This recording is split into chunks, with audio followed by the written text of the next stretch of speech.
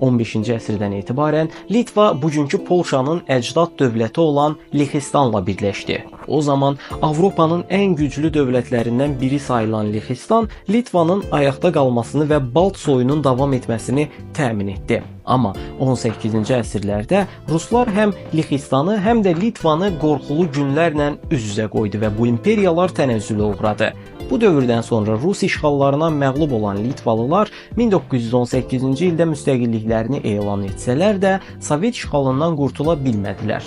Nəhayət 1990-cı ildə ikinci dəfə müstəqillik qazandılar və 15 il sonra Avropa İttifaqına daxil oldular.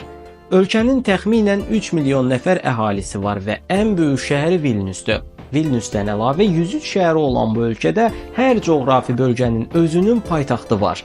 Amma ölkə kiçik olduğundan adətən Litvaya gələnlər Vilniusu seçirlər. Çünki demək olar ki, hər ölkədə olduğu kimi Litvada da ən maraqlı məkanlar, sosial və mədəni həyat Vilniusda cərəyan edir.